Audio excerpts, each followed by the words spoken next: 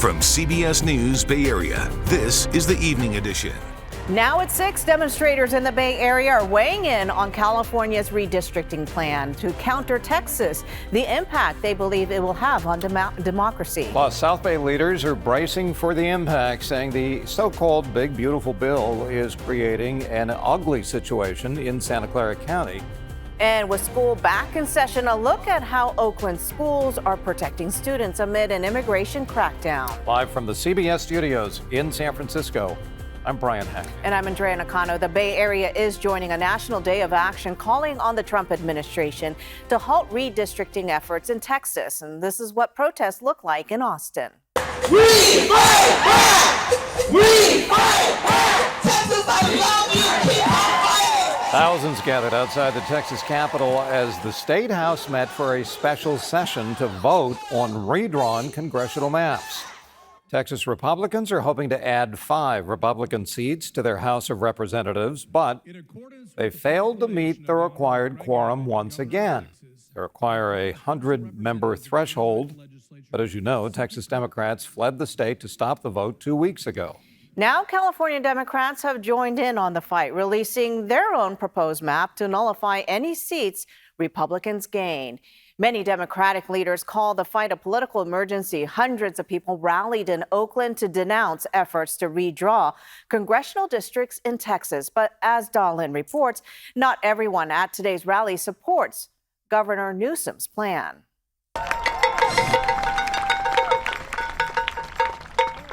All the people at today's rally agree on one thing. They're against President Trump and his push to redraw Texas congressional lines. That's why they came out, to call him out. But some demonstrators, like this mother, say they're not on board with Governor Gavin Newsom's plan to redraw district lines here in California. I appreciate that we're getting feisty. I don't actually like this solution because I think it's important for all of us here in California to be standing up for a democratic system. Joanna Gutman says if what Texas is doing is wrong, why is California doing the same thing? As a mother of a 3-year-old, she wants to lead by example. Always do the right thing. When they go low, she says, you go high. We're here to be fair and have integrity, so I would rather something else. And Joanna is not alone. Another rally goer agrees and doesn't support redrawing California district lines. I don't think we need any changes because we have the fair, democratic, progressive representation that we already have, the officials that we already voted for, so we don't have to change the system anymore. But Democratic leaders argue Trump doesn't play by the rules, so they're forced to push the boundaries. Here in Oakland? Oakland mayor and longtime Congresswoman Barbara Lee was born and raised in Texas. We're fighting back because we know that what happens in Texas, they come for Texans today, they come for us tomorrow. So this is about protecting our democracy, and he's trying to dismantle it. Mayor Lee's successor in Congress, Latifah Simon, says Trump wants to steal the 2026 election so Republicans can hold the House. The Trump administration is absolutely trying to rigor the midterm elections. I also think that the Trump administration and the Republican Party are hell-bent on taking this country back to a 1940s segregated America. Local Democrats admit they don't like the idea of redrawing California's districts either. But they say sometimes you have to fight fire with fire. Congress is a national body, and so what happens in other states impacts us here in California, and we have to counter that. Maybe we have to hold our nose to do it, but we have to do it. And while Joanna understands the consequences, she's sticking to her values. I don't know what the right solution is other than turn out and vote in 2026 and be so overwhelming in our rejection of fascism. Governor Newsom's redistricting plan would need voter approval in a November election, but as you can see, he may have some convincing to do, even among registered Democrats. That redistricting plan is just one of the many ways the Trump administration is remaking the way that government operates, and many in local government are struggling to understand where it all ends up. John Ramos has got that story. President Trump signed his so-called Big Beautiful Budget Bill on July 4th, and today local leaders gathered to discuss just how ugly things could get for Santa Clara County as a result of it.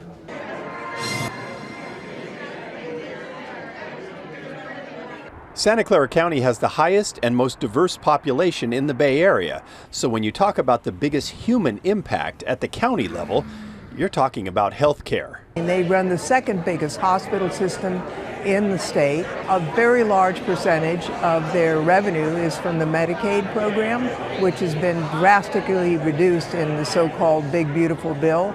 We need to talk about how we can prevent worst-case scenarios.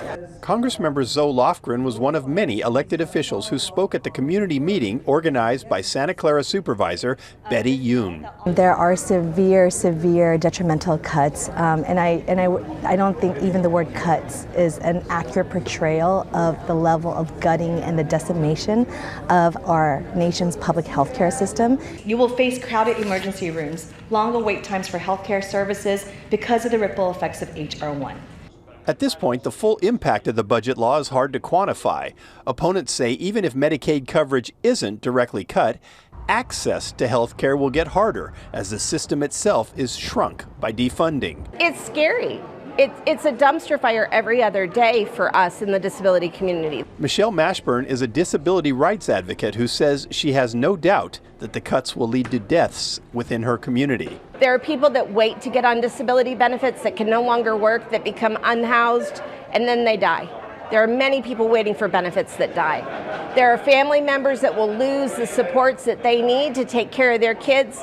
People will be institutionalized, and those institutions are being defunded also. So the care and services available, they're inhumane. They're not just. And with these cuts, that's what's going to happen more. The law also includes cuts to housing and food assistance, but at the same time, ICE will be getting a gigantic increase in funding, making it the largest law enforcement agency in the country. State Assembly member Ash Kalra sees a dark motive behind that. Tens of billions going into ICE is basically for Trump to create his own Gestapo that he can enforce and do whatever he wants. He's starting by taking over DC right now. He's already made efforts in LA and other places. We have to be very honest about what's happening right now. Immigrants are being used as a scapegoat. We must focus on protecting our immigrant community, but we have to recognize it's not going to stop with our immigrant communities. Congressmember Sam Liccardo says California can do what it can, but ultimately there is no way for the state to replace what is being taken away. The truth is there's no entity that can supplant trillions of dollars, and that's what we're talking about, literally $1 trillion in Medicaid funding. The Democrats are pinning their hopes on the 2026 midterm election to return control of Congress back to them. But Liccardo thinks it's possible there could be breaks in the Republican ranks even before then. We're going to see these impacts nationally, and as the impacts start to roll out, I expect you're going to see more of those colleagues of mine with wobbly knees, and that will be our opportunity. And then maybe this conversation will be much more fruitful about, hey, how can we actually reverse some of this damage? The Republicans know that, so they've timed the major cuts to the healthcare system to kick in a month after the election. That's why local leaders aren't waiting to get the word out to the voters about what's coming for them. Quick check-in on the forecast. It was kind of like opposite day today. Here's what I mean by that. The clouds never really cleared in the Santa Clara Valley today, and this is the marine layer. It's finally starting to clear now. Normally, you clear first. Today, it virtually never cleared. Look at the time lapse back there. So where I'm standing in the South Bay, that's the view in downtown San Jose of the clouds overhead. And you can see what it looks like now. That goes clear up to 4 o'clock and the clouds didn't clear. This had a big impact on temperatures today. Look at the North Bay. You didn't have any marine layers. So this is what I mean when I say it was like opposite day, because this is the part of the bay that really had been getting the marine layer and the gray skies through the Petaluma Gap. Didn't happen. You see how these two lined up? Put the clouds back on here. Now look at the temperature contours for today. Where do you see all the yellow? Yellow's cooler temperatures. Exactly where the clouds were. Look where the daytime highs landed today. You were in the 90s up here in Santa Rosa because you had sunshine pretty much the whole day. You really didn't get much marine layer at all. Meantime, it was only in the low 80s in the inland East Bay where you were grayed over for a good part of the day. And here in the Santa Clara Valley, you were only in the mid 70s. So this was kind of interesting. There is a weak cold front right now draped across the bay. In fact, it's the first one of fall. It's not going to last long. We're going to warm up noticeably by the middle part of next week. So as much as we cool down today, and you'll be even cooler tomorrow, there's a much more noticeable warm up by the second half of next week. I'll show you all those numbers coming up in the full forecast in just a few minutes. For now, guys, back to you. Thank you, Darren. And children. In the Tenderloin will start the school year with all the gear they need. Glide Memorial held its annual Back to School celebration where it gives away 800 backpacks filled with school supplies. In the Tenderloin, our median income is way low, below 200% of the poverty line. And so we know we're really meeting families where they are and helping them to get their kids going. No child should go to school without everything that they need to be successful. The church raised $30,000 in donations to support the giveaway. And as students in Oakland return to school, a new position has been filled dedicated to school safety. Kara St. Cyr spoke to the guy in charge of everything from school emergencies to potential visits from ICE officials.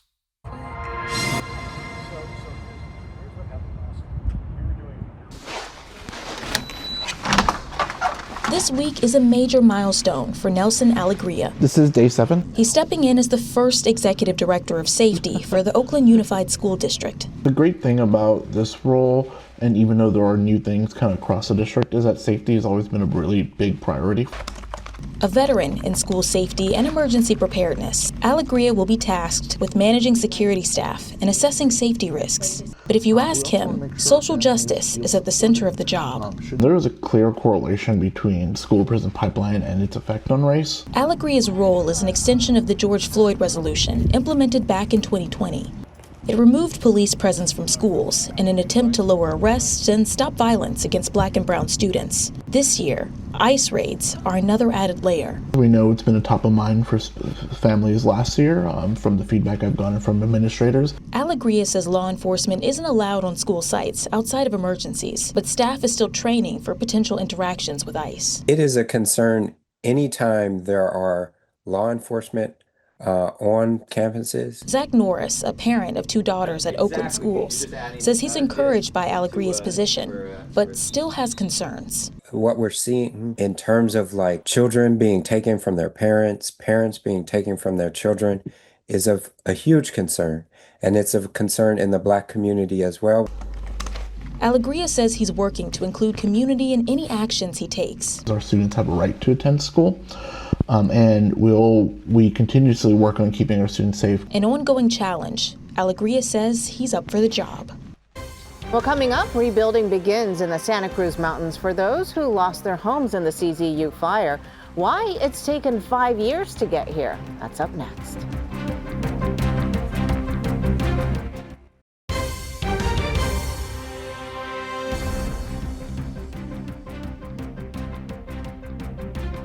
Pleasanton police believe they found possible explosive devices at a home during an arrest of a homicide suspect. Officers first responded to a shooting near Halbert Court and Inglewood Drive last night. Police say a man was found with a gunshot wound and died at a nearby hospital. A 29-year-old suspect was taken into custody. Police say during the investigation, detectives found suspicious devices inside the suspect's home. Experts were called in to safely remove them. It has been exactly 5 years ago a fire started in the Santa Cruz Mountains, and it would become the biggest fire the region has ever seen. One neighbor relives the moments the fire began half a decade later. Ryan Yamamoto's got her story.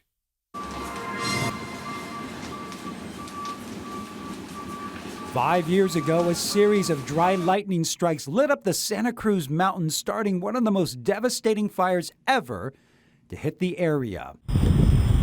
The CZU lightning complex fires burning more than 86,000 acres and destroying nearly 1,500 structures, many of them homes. The fire forcing thousands of people to evacuate, including Tanya Weekland. I remember the ashes in the air. I locked my chickens in the pen and I left.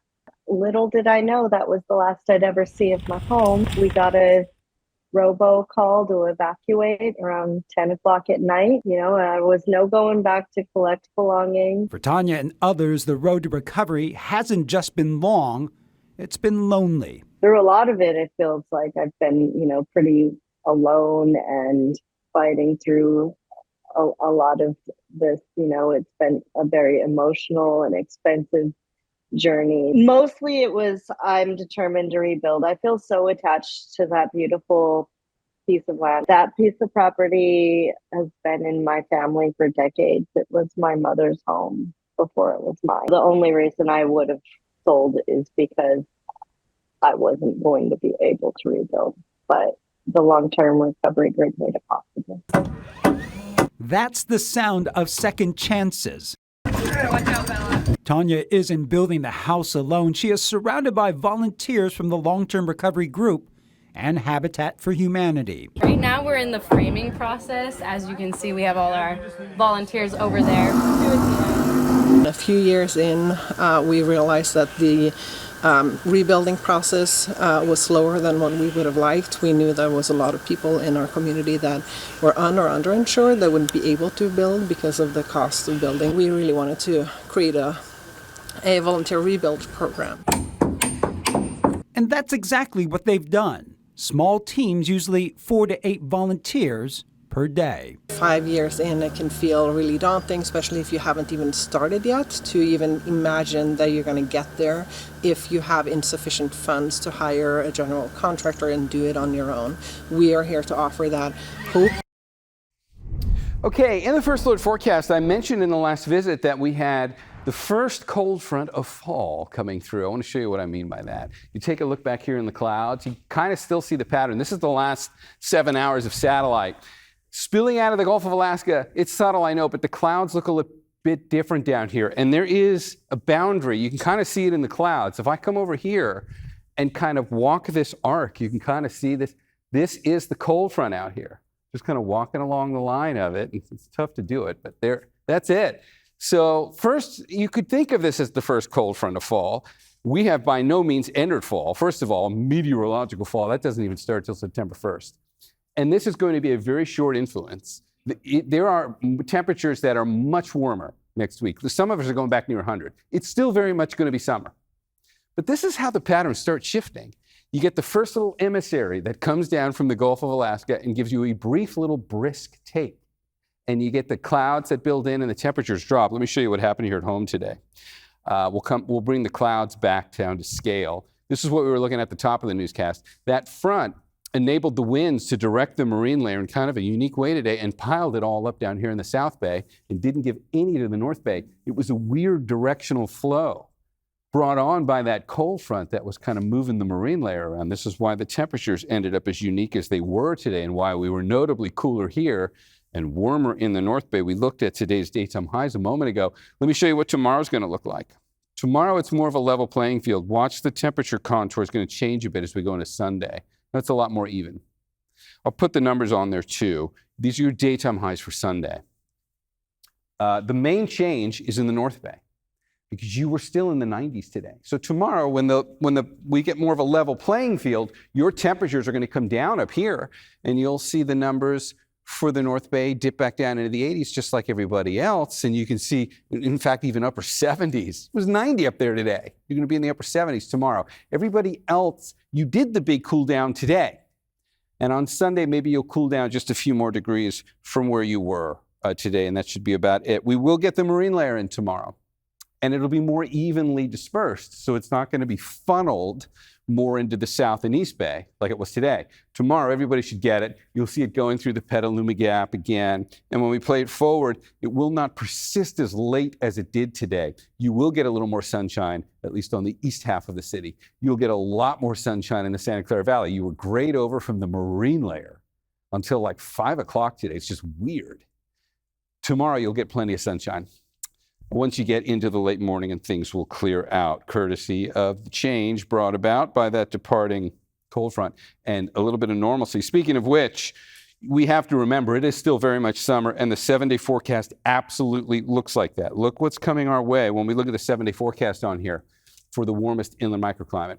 So you get a little bit of a bump there going into Monday, and then we're going to turn it back up. Some of us are going to be close to 100 by the time we get to Wednesday and Thursday of next week.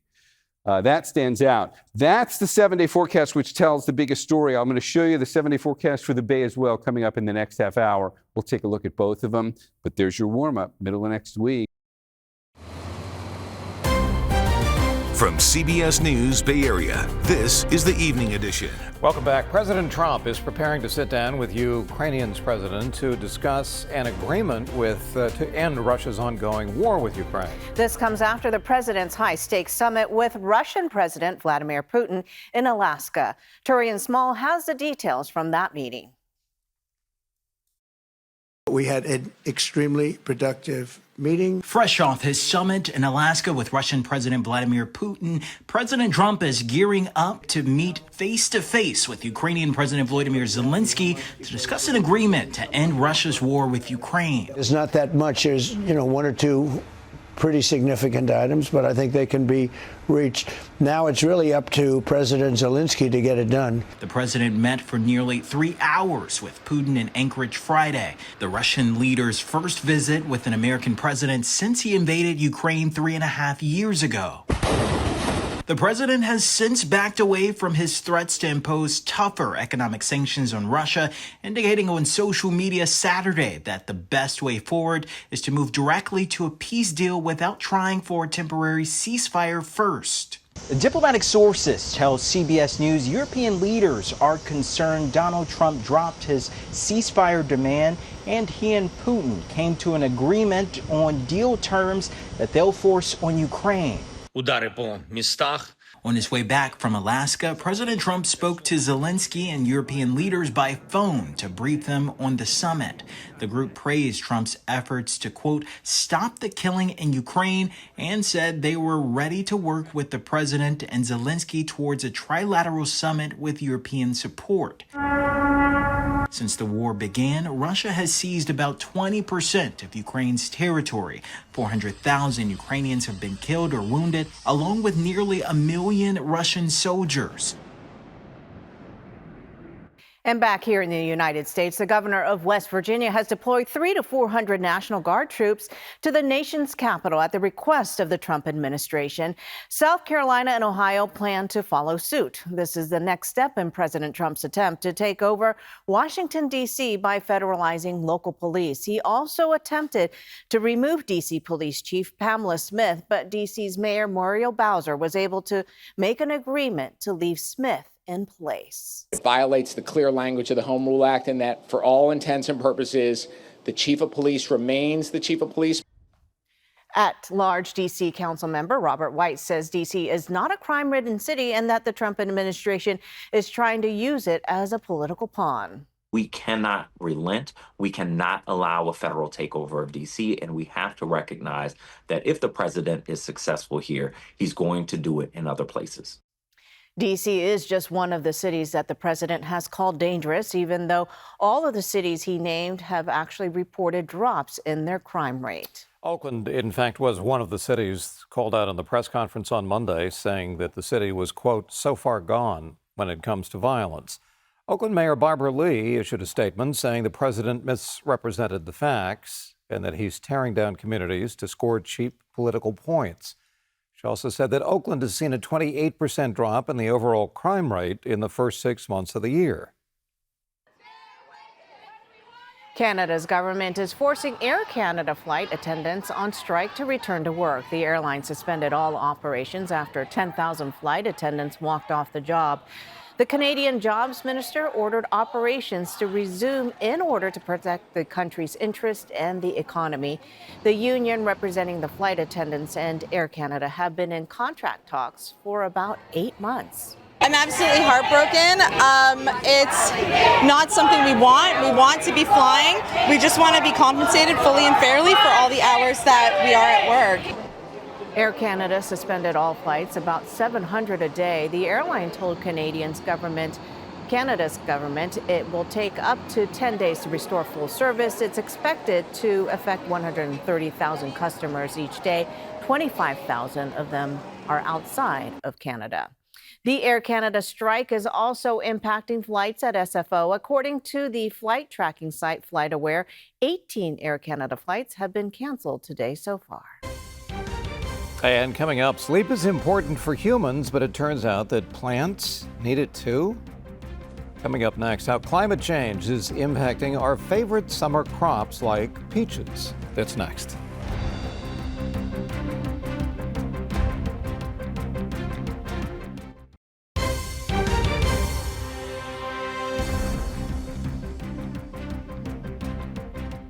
In tonight's Project Earth, scientists say climate change is disrupting the sleeping cycle for fruit trees in the Central Valley, cutting their output and raising produce prices no matter where you live. Elizabeth Cook explains how. The peaches harvested in Masamoto's 80-acre organic orchard in California's Central Valley are so delicious, they are sought after by world-famous restaurants. The Bay Area's Chez Panisse is one of them. But this year's harvest signals trouble. There are 30% fewer peaches to pick for Masamoto, his wife, son, and daughter Nikiko, who depend on the 12-week peach harvest for their entire annual income. You run this farm since the late 80s. As a farmer, you have faced headwinds before. Oh, yeah. Anything like this? No, this time you have like multiple forces. What's making this year different than past years? Warmer winters. We like to think about it like the trees need to sleep really soundly, and they need a certain number of hours under 45 degrees. This past winter, peaches along with plums, apricots, and cherries, known as stone fruits, didn't get enough consistent cold weather here, and that regulates the tree's nutrients, and that might explain why growers have been hit hard. And some of them actually didn't have a crop at all. Raymond Morales, an agriculture advisor with the University of California, agrees with Masamoto's diagnosis. And so ultimately, you know, as these trees get woken up, these trees weren't able to kind of maintain some of their carbohydrates within the roots, and ultimately they don't know when to wake up. Much like a person needs a full night's sleep to be productive, these trees need a full winter's sleep, and they kept getting woken up every couple of hours, it sounds like. Yes, absolutely. Stone fruit lovers across the country may only now begin to feel the impact.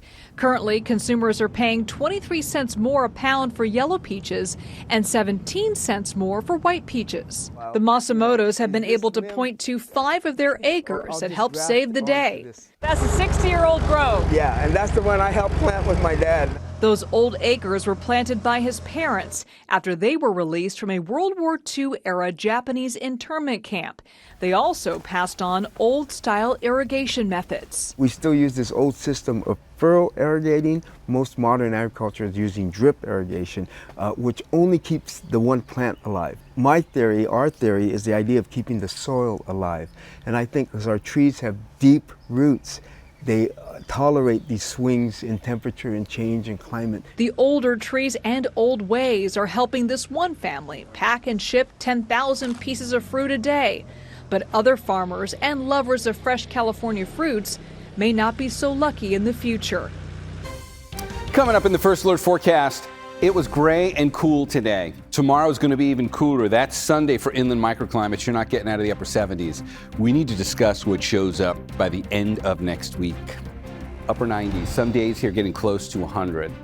We'll talk about this transition. We'll get you ready for the second half of your weekend. We'll do the 7-day forecast for the Bay as well. We are not all going to be that hot next week. We'll take a look at this coming up after the break.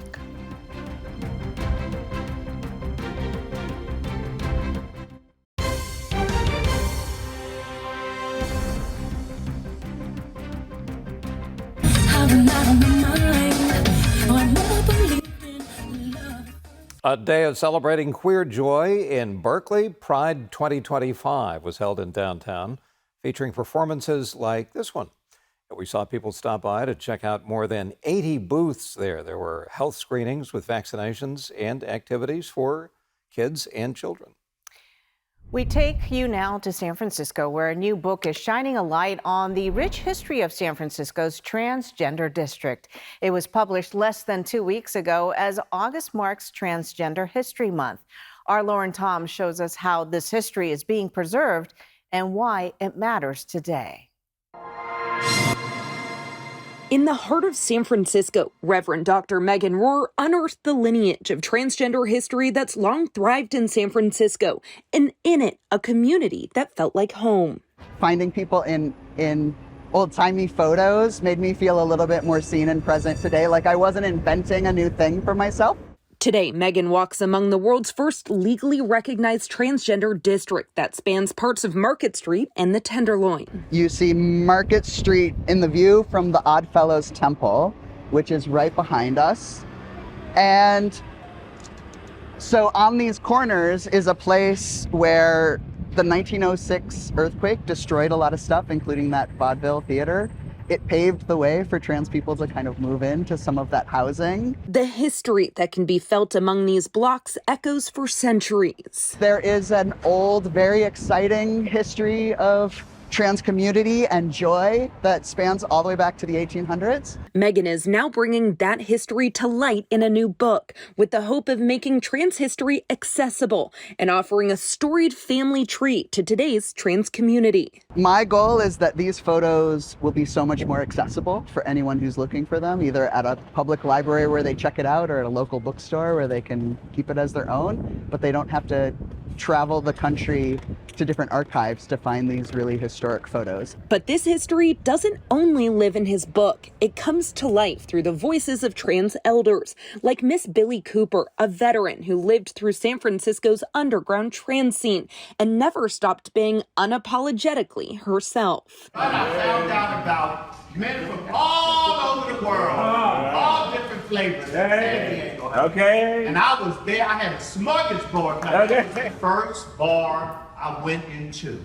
Back then I had a beard and a mustache and I used to wear a veil. For many, these aren't just stories. They're a guiding light. In a time when trans rights are under fire, these stories mark a blueprint for hope and resistance. There's not a day I leave my house where I don't wonder where I can go to the bathroom, if I can go to the bathroom, and if I will be safe in those spaces.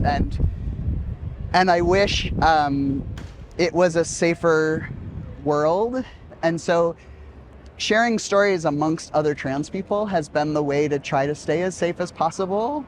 He's hopeful the stories, the lessons in this book and in these streets won't just preserve history, but ensure the next generation won't have to search so far to find themselves.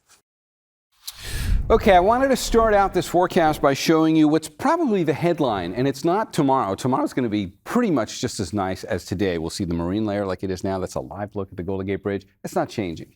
By next week, things are going to be different by the second half of next week. So what we've just done is we've transitioned on the color contour to show you Thursday.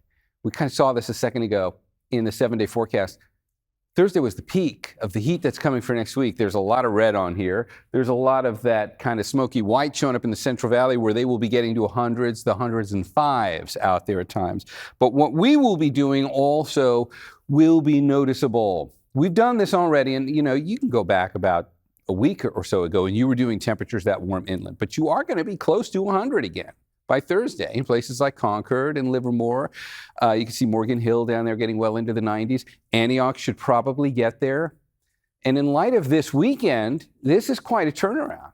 And what is happening out there right now is we really are getting a brief little burst from the very first little cold front to break through the seasonal barrier.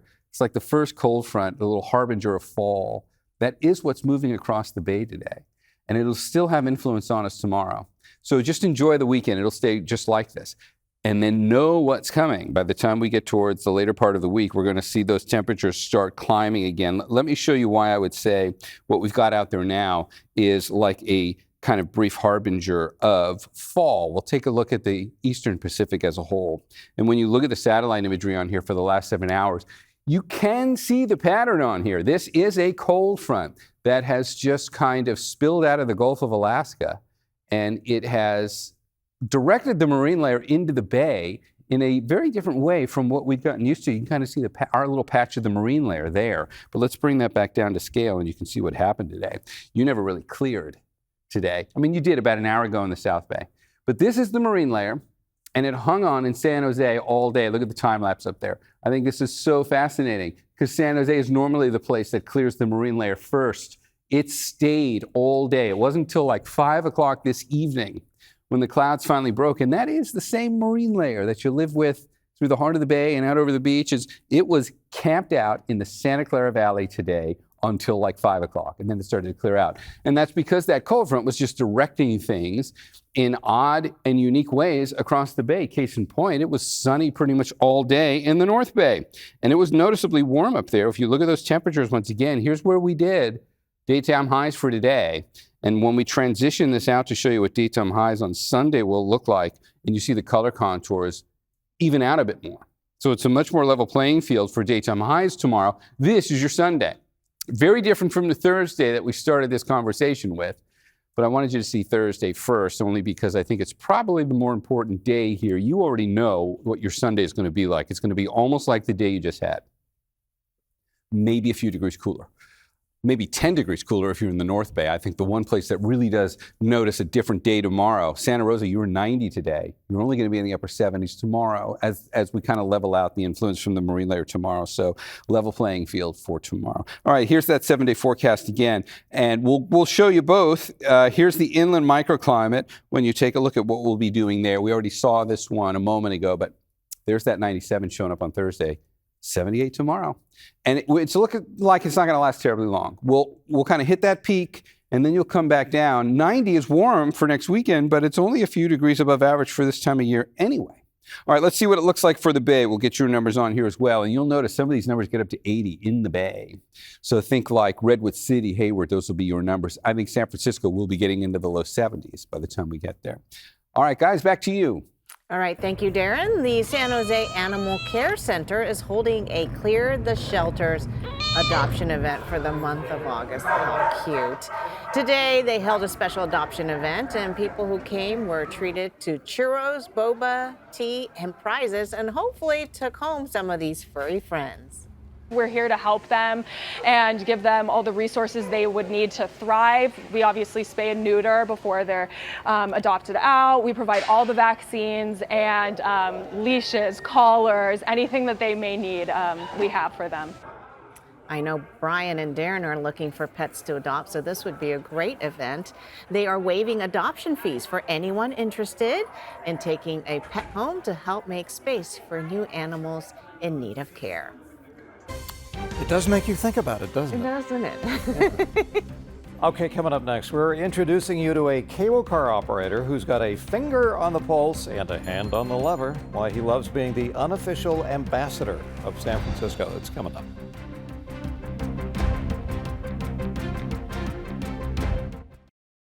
When people come to visit San Francisco, many take in the city by hopping on a cable car. Which is the last manually operated cable car system on Earth. And Max Darrow's got the story. The sounds are simple, special, and synonymous with a trip to the stars in San Francisco. And for 25 years, never gets old. Derek Johnson has had a grip on the magic. It's making people happy. And it's actually it's one of the best jobs in the world. Johnson never planned on being a cable car grip person. I wanted to either be a muni operator or a police officer. We used to come and visit the cable car barn as kids on field trips. Never had an idea, no inclination that I would ever be working here. But when life pulled him in this direction, I got lucky. It was a perfect fit. And blessed. Especially for a person proud to call San Francisco home.